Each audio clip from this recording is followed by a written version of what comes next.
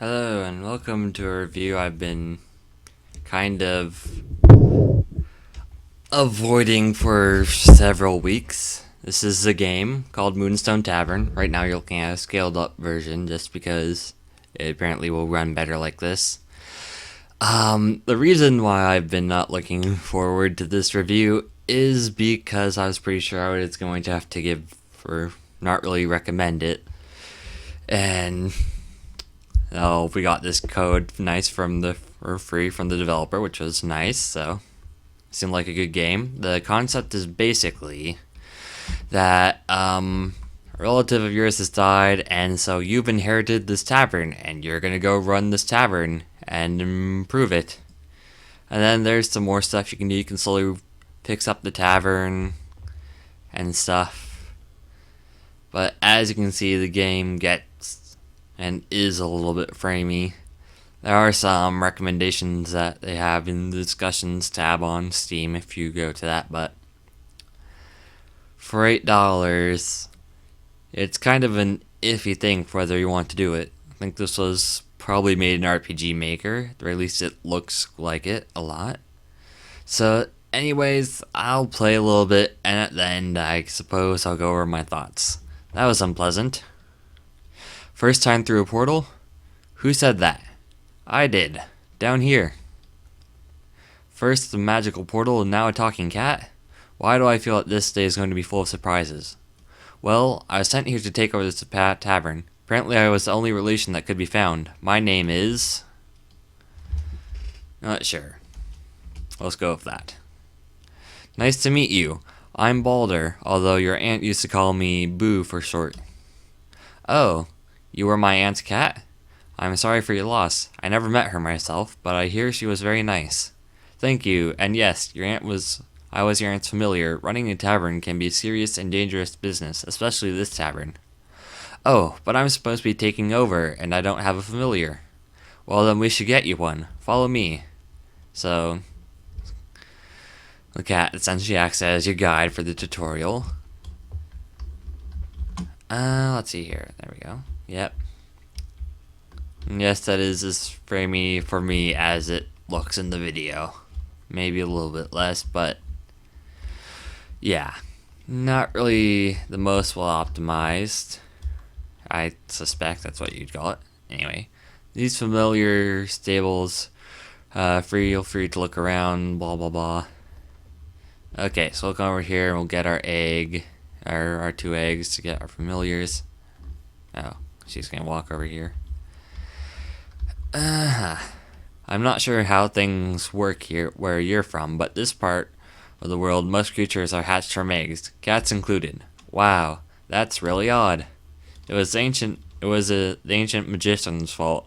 They sought to mix genetics and magic, and the genetic magic changed the creatures in this region permanently.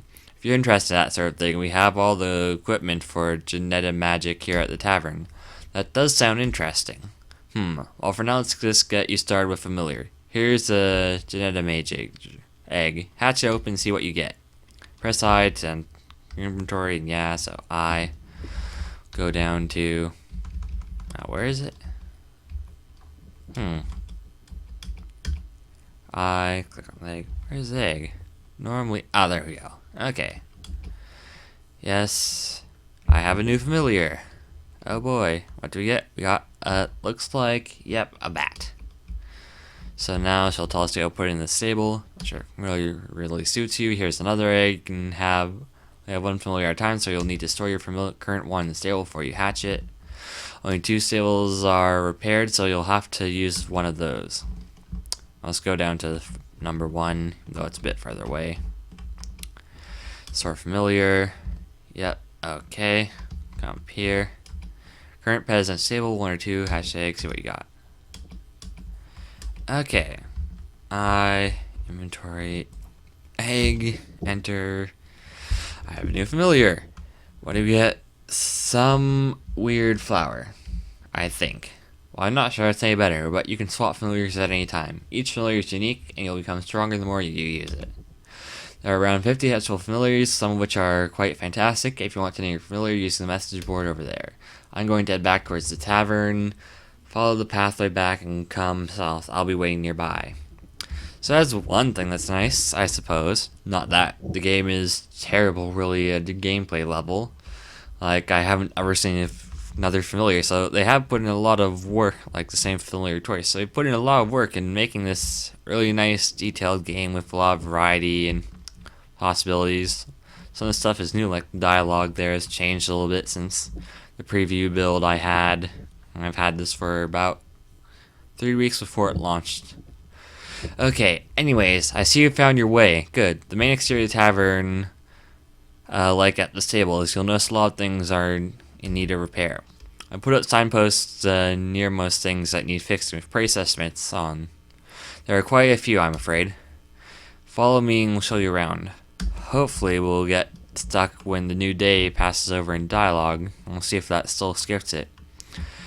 Something earlier in the development, they used to have the days be 10 minutes or a lot faster, and now they're a little bit more slower. I think they made it so rather than maybe decrease it by about to 1/10 the speed, since it still works, so you can still get through to the tutorial in the time, but the day changes over at 6 a.m., but before it would immediately go on to that big screen, or you haven't seen it yet, so the big screen for the day ending, and you'll see all the profit and loss of money.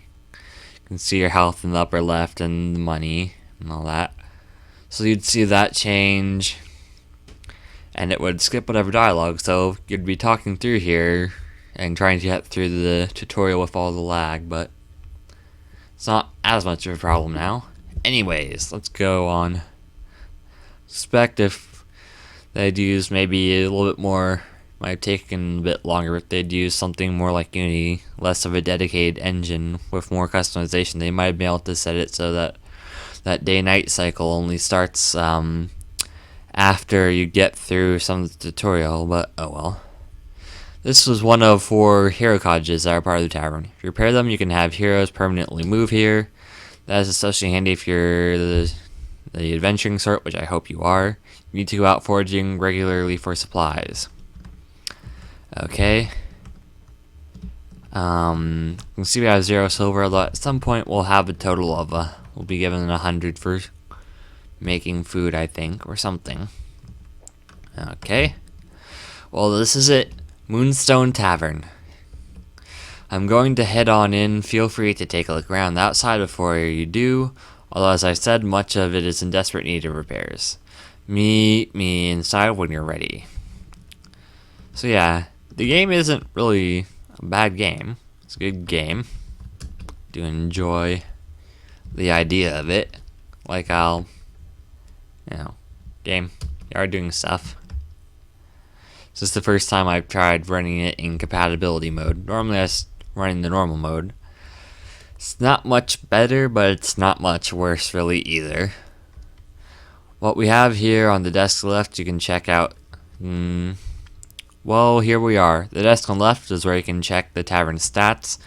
We've not been getting many guests at the moment, but with most of the portals closed and dangerous roads, what could we expect? Besides, we don't have a great reputation. The barman has left, we have no staff, and we only have 3 barely serviceable rooms. If we want to get customers, you're going to need to fix some of these issues at least. Look around the bar and come see me in the kitchen. I'll show you how to cook up food for your guests. Okay. So we'll go up and we'll try to talk to some guests, see if we can get some quests to do something in the forest to have an objective while I'm out there gathering supplies later. Wow, that's slow. Yeah, it does have these pretty big slowdowns occasionally, which is why I initially held off on reviewing it. I was hoping that by release they would have fixed some of this stuff, but sadly not. It's a good, like I've been saying, it's a good game. There's a lot of stuff to do and a lot of depth. It's just not really well optimized. I made sure to check the discussions early on. And yeah, so other people who got preview copies are also having issues with optimization they suggested. Which reminds me, wonder if I have weather turned off. That should be.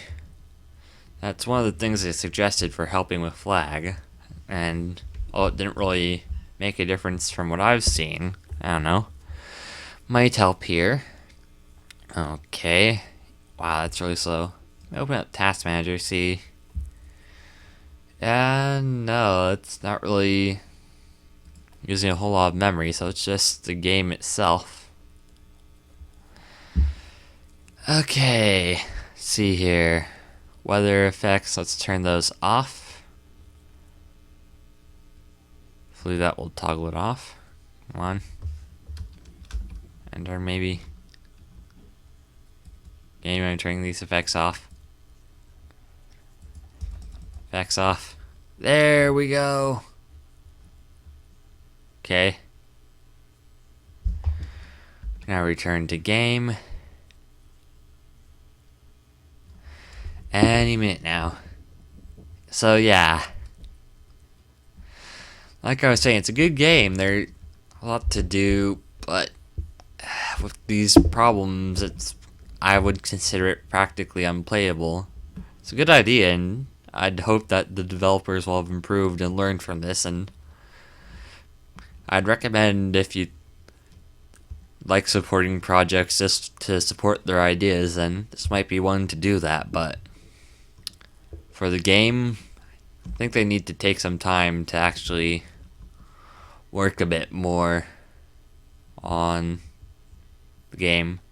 I suspect they will be continuing to try to improve Moonstone Tavern over the next while. They have been giving out, or there have been patches, and it does seem like they are concerned with these issues affecting their game. So yeah, it's not that they're just jerks really trying to release an unpolished game. I believe that they would have if they could fix all these problems for everyone. But yeah, so you start off the game only being able to have human guests, from what I can tell. And so right now it's going to ask me to make a meal for humans. Let me just double check. Can I make it now, or have I missed talking to the cat? Oh no, the cat's still walking. So yeah, normally you can start off with only doing okay, so I have to wait for the cat to get here. So you can start off with only human guests. You can get more rooms, and eventually you can clear off the upper floors, which will allow for elves and either dwarves or fairies, one of the two. Some other fantasy race. You can have them be guests. You can expand the kitchen. You can hire cooks to do this cooking for you, and they'll go out and forage the ingredients for the food. So you can slowly automate parts of the tavern running. And as you do that, you can also, and I believe you will have to go out into the forest to do stuff, so you can gather stuff. Sometimes you'll have random events. Like my first playthrough, I had a bunch of bandits camped down in the south of camp, and either fight them or pay them off. Although that was the only time I've had that happen, but haven't really played a whole lot. I think I only have 90 minutes in the game, if it could be called playing. This is actually worse than I've seen it before, so it's been better. Managed this compatibility mode or something, or opening up the menu, or whatever the most recent patch was. Either way, there's a lot to do, there's a lot of depth. If you ever see that, look around the game in the reviews, discussions, see that the lag's been fixed, or that there's a solution that's been working for a lot of people, and you see that, then yeah, definitely go pick up this game. The links will be in the description to the Steam page, and you can use that to look up the developer themselves. Thanks again to the developer for the key. But I think rather than watching a cat slowly inch across the screen, we're going to end the video here. Overall, good idea. Not good enough to buy for the game, though. It's $8 on Steam, and that is all. If If you like this video and want to check out the rest of our channel, go ahead, check us out. We're nice, and we occasionally put up consistent videos.